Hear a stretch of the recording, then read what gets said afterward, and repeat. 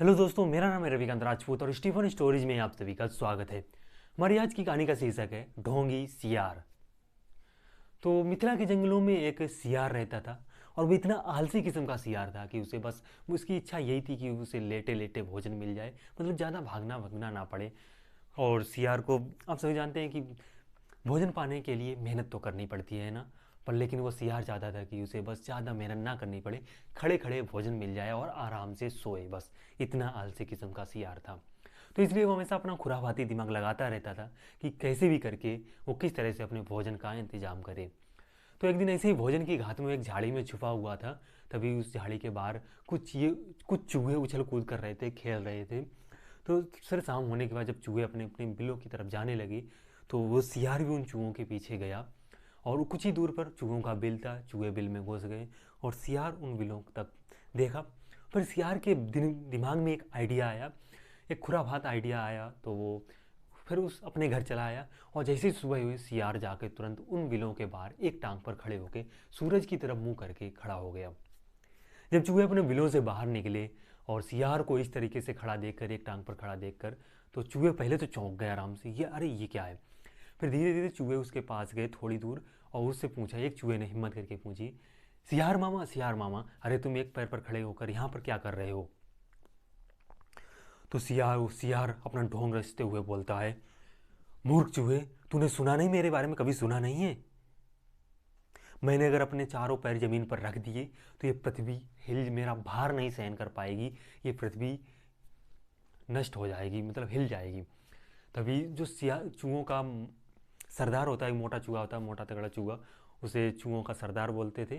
तो वो आता है, वो पूछता है कि सियार कृपया, तो चूहे कुछ इस बात से प्रभावित होते हैं कि धरती उसके पैर से हिल जाएगी, तो उसे एक महान सियार समझते हैं सभी चूहे। तो जो चूहों का जो सरदार होता है वो उनसे पूछता है कि हे तपस्वी मानव, कृपया अपने बारे में मुझे कुछ और बताइए। तभी ढोंगी सियार अपना और ढोंग रचते हुए बोलता है कि मैंने हिमालय पर्वत पर एक टांग पर खड़े होकर काफ़ी दिनों तक तपस्या की है, जिससे सभी देवताओं प्रसन्न हुए और मेरे ऊपर फूलों की वर्षा की है।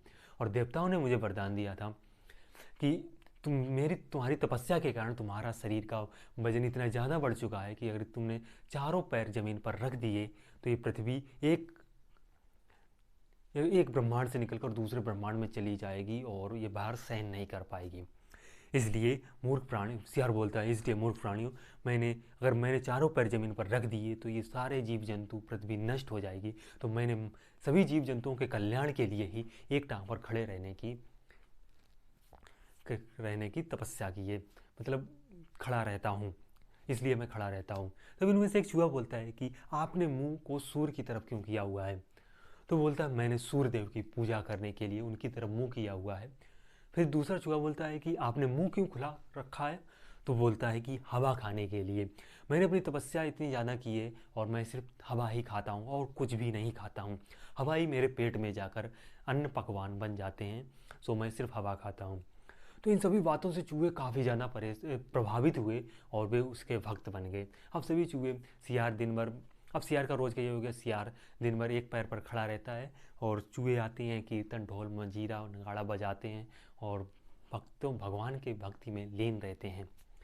फिर शाम को जैसे ही सभी चूहे भजन समाप्त करके अपनी बिलों की तरफ जाते हैं तो लास्ट के 3-4 चूहे वो सियार ऐसे समेट कर, मतलब एक हाथ से लपेट कर खा जाता।